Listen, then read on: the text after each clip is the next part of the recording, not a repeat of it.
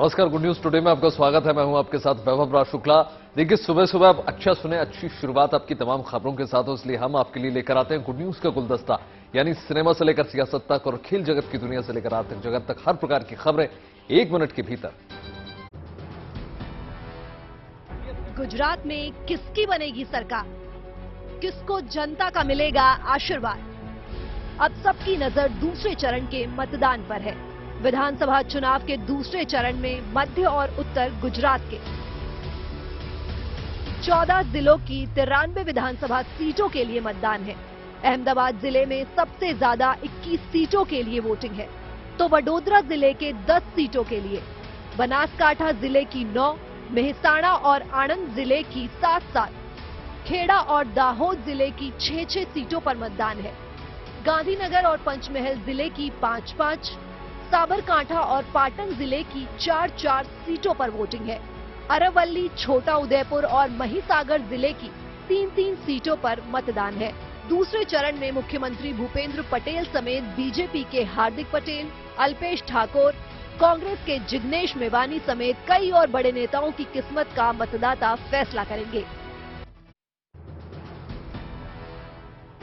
एक तरफ मतदान हो रहा है तो दूसरी तरफ वोटों की गिनती की तैयारी की जा रही है। गुजरात और हिमाचल में चुनावी उत्सव जारी है। गुजरात में आज दूसरे चरण का मतदान हो रहा है, तो वहीं हिमाचल प्रदेश में पहले ही 12 नवंबर को मतदान संपन्न हो चुके हैं। 8 तारीख को वोटों की गिनती होगी। शिमला में मतगणना की तैयारियां अंतिम चरण में हैं। 8 जगहों पर मतगणना केंद्र बनाए गए हैं, जिनमें 380 कर्मचारियों की ड्यूटी लगाई गई है। इन कर्मचारियों को पूरी तरह प्रशिक्षित भी किया जा रहा है, ताकि ये अपने काम को बखूबी अंजाम दे सके। जाहिर है, जैसे जैसे काउंटिंग की टिक टिक आगे बढ़ रही है, उम्मीदवारों और कार्यकर्ताओं की धड़कनें भी तेज हो रही है। सूरत से भी ये दिलचस्प तस्वीर सामने आई है। यहाँ ईवीएम स्ट्रांग रूम के बाहर आप कार्यकर्ता पहरा देते नजर आ रहे हैं। जिन सीटों पर वोट डाला जा चुका है, वहाँ उम्मीदवारों की बेकरारी लाजमी है। जनता जनार्दन फैसला सुना चुकी है।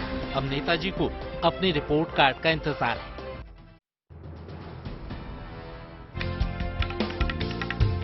भारत की G20 की अध्यक्षता संभालने के बाद उदयपुर में G20 शेरपा सम्मेलन हो रहा है।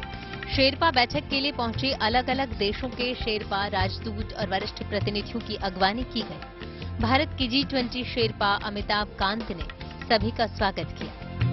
उदयपुर एयरपोर्ट पर मेहमानों के स्वागत के साथ ही प्रदेश के अलग अलग पर्यटन स्थलों से संबंधित ब्रांडिंग भी की गई है, ताकि उनके मन पर राजस्थान के पर्यटक स्थल और संस्कृति की अमिट छाप रहे। 4 से 7 दिसंबर की शाम तक सांस्कृतिक कार्यक्रम भी आयोजित किए जा रहे हैं। 5 दिसंबर की शाम जगमंदिर पैलेस में सांस्कृतिक कार्यक्रम के तहत कलर्स ऑफ राजस्थान का आयोजन किया गया है। इसमें प्रदेश के अलग अलग लोक कलाकार शामिल रहेंगे, जो अपनी प्रस्तुति से विदेशी मेहमानों का मन मोहेंगे। 6 दिसंबर की शाम उदयपुर सिटी पैलेस के माणक चौक में भारत की अलग अलग कला शैलियों पर आधारित प्रस्तुति होगी और 7 दिसंबर की शाम को रणकपुर में सांस्कृतिक कार्यक्रम होगा।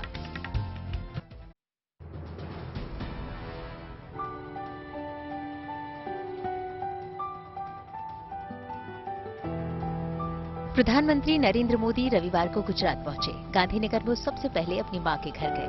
अपनी मां का आशीर्वाद लेने के बाद प्रधानमंत्री मोदी ने उनके साथ बैठकर चाय भी पी। इस दौरान मां के साथ उन्होंने बातचीत भी की। मां की बातें सुनकर उनके चेहरे पर खुशी साफ झलक रही थी। अपनी मां के साथ खूबसूरत पल बिताने के बाद पीएम मोदी बीजेपी दफ्तर कमलम के लिए रवाना हो गए। बीजेपी दफ्तर में पीएम मोदी के साथ केंद्रीय गृह मंत्री अमित शाह भी थे।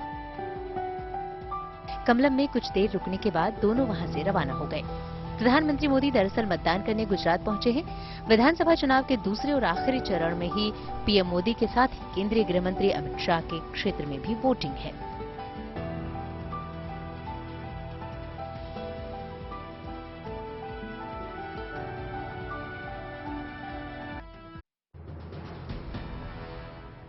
राहुल गांधी की भारत जोड़ो यात्रा में तरह तरह के रंग देखने को मिल रहे हैं, तो नेताओं के अलग अलग अंदाज। कांग्रेस के पूर्व अध्यक्ष राहुल गांधी की भारत जोड़ो यात्रा की रविवार शाम राजस्थान में एंट्री हुई।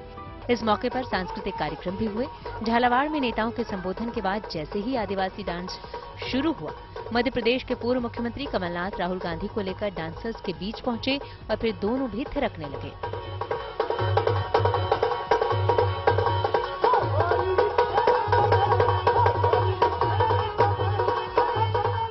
कमलनाथ इतने पर ही नहीं रुके, उन्होंने राजस्थान के मुख्यमंत्री अशोक गहलोत को भी डांस में शामिल कर लिया।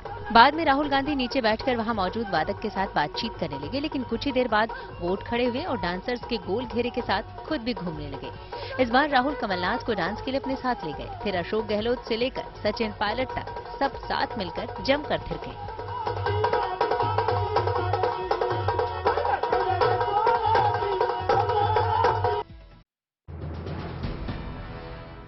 इस बार नौसेना दिवस दिल्ली से दूर विशाखापत्तनम में समंदर किनारे आयोजित किया गया। समंदर से लेकर धरती और आसमान तक सुरक्षा घेरा बनाने वाले हेलीकॉप्टर्स ने अलग अलग फॉर्मेशन में उड़ान भरकर अपनी ताकत और क्षमता का एहसास कराया। एयरक्राफ्ट कैरियर लॉन्च MiG-29K ने जब आसमान में अपनी ताकत दिखाई तो सबकी नजरें आसमान पर टिक गई। नौसैनिकों ने सालों से सैन्य परंपरा का हिस्सा रहे बीटिंग रिट्रीट की धुन भी बजाई।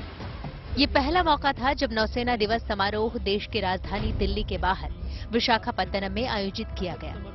राष्ट्रपति द्रौपदी मुर्मू ने यहां विशिष्ट अतिथि के तौर पर शिरकत की। नौसेना का नया गीत लिखने वाले गीतकार प्रसून जोशी भी इस कार्यक्रम में मौजूद थे।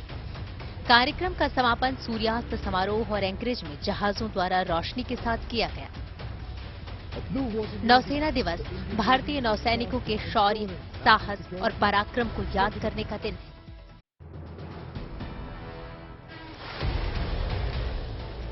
शौर्य साहस के साथ ही अब तकनीक भी भारतीय नौसेना की पहचान बन गई है। भारतीय सेना को मजबूत करने के लिए अब आधुनिक हथियारों और साजो सामान से उसे लैस किया जा रहा है। गुड न्यूज ये है कि भारत अमेरिका से प्रेडेटर ड्रोन खरीदने की तैयारी कर रहा है। चीन से लगी सीमा और हिंद महासागर क्षेत्र में भारत की निगरानी व्यवस्था को मजबूत करने के लिए $3 अरब की लागत से 30 सशस्त्र ड्रोन खरीदने की तैयारी की जा रही है। स्वदेशी तकनीक और आत्मनिर्भरता पर तो फोकस है ही, मौजूदा चुनौतियों और जरूरतों के मुताबिक भी तेजी से फैसले लिए जा रहे हैं। देश की सेना जिन मौजूदा चुनौतियों का सामना कर रही है उसे देखते हुए हम अपनी सुरक्षा जरूरतों के लिए लिहाजा सैन्य साजो सामान और तकनीक की आत्मनिर्भरता बेहद जरूरी है। इस दिशा में भारत काफी आगे बढ़ चुका है। जाहिर है सेना के रणनीतिकारों का ये नजरिया दुनिया में भारत का रुतबा और बुलंद करेगा।